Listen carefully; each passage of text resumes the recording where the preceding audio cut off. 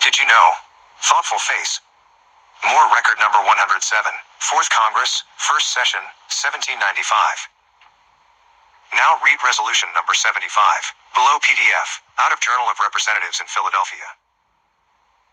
Keep in mind Philadelphia was the first capital for the United States of America, as taught in public school. After Benjamin Bannekar designed the White House in D.C., the capital was moved there. Moors have sufficient documented proof of who they are, and who they are not. Those Moors in Philadelphia don't have to go very far to reference an acknowledgement, noted, and recorded in 1933. As it relates to Benjamin Banneker, 1731 to 1806.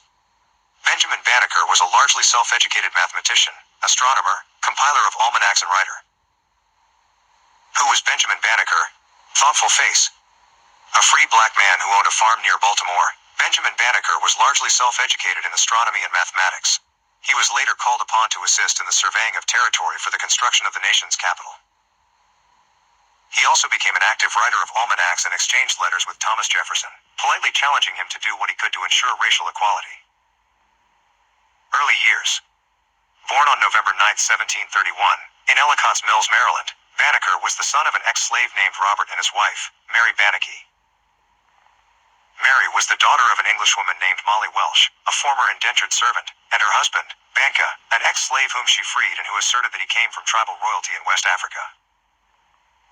Because both of his parents were free, Benjamin escaped the wrath of slavery as well. He was taught to read by his maternal grandmother and for a very short time attended a small Quaker school. Banneker was primarily self-educated. His early accomplishments included constructing an irrigation system for the family farm and a wooden clock that was reputed to keep accurate time and ran for more than 50 years until his death. In addition, Banneker taught himself astronomy and accurately forecasted lunar and solar eclipses. After his father's passing, he ran his own farm for years, cultivating a business selling tobacco via crops. Interests in astronomy and surveying. Banneker's talents and intelligence eventually came to the attention of the Ellicott family, entrepreneurs who had made a name and fortune by building a series of grist mills in the Baltimore area in the 1770s. George Ellicott had a large personal library and loaned Banneker numerous books on astronomy and other fields. In 1791, Andrew Ellicott, George's cousin, hired Banneker to assist in surveying territory for the nation's capital city. He worked in the observatory tent using a zenith sector to record the movement of the stars. However, due to a sudden illness, Banneker was only able to work for Ellicott for about 3 months. Popular almanacs. Banneker's true acclaim, however, came from his almanacs, which he published for 6 consecutive years during the later years of his life, between 1792 and 1797.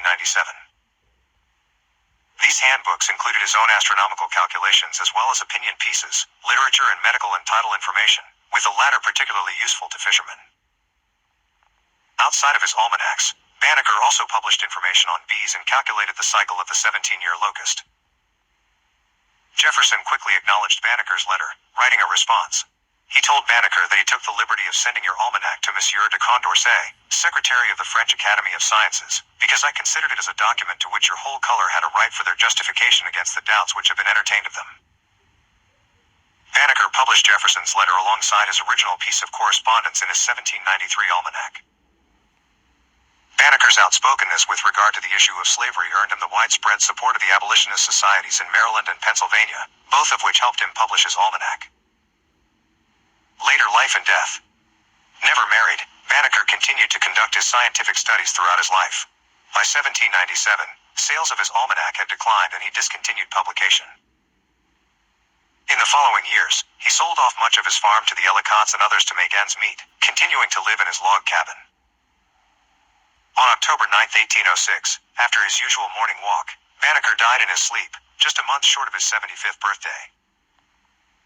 In accordance with his wishes, all the items that had been on loan from his neighbor, George Ellicott, were returned by Banneker's nephew. Also included was Banneker's astronomical journal, providing future historians one of the few records of his life known to exist. On Tuesday, October 11th, at the family burial ground a few yards from this house, Benjamin Banneker was laid to rest. During the services, mourners were startled to see his house had caught on fire, quickly burning down. Nearly everything was destroyed, including his personal effects, furniture and wooden clock. The cause of the fire was never determined. Banneker Banneker's life was remembered in an obituary in the Federal Gazette of Philadelphia and has continued to be written about over the ensuing 2 centuries. With limited materials having been preserved related to Banneker's life and career, there's been a fair amount of legend and misinformation presented. In 1972, scholar Silvio A. Badini published an acclaimed biography on the 18th century icon, The Life of Benjamin Bannekar, the first African-American man of science. A revised edition appeared in 1999. Placard Story. ORG Editors.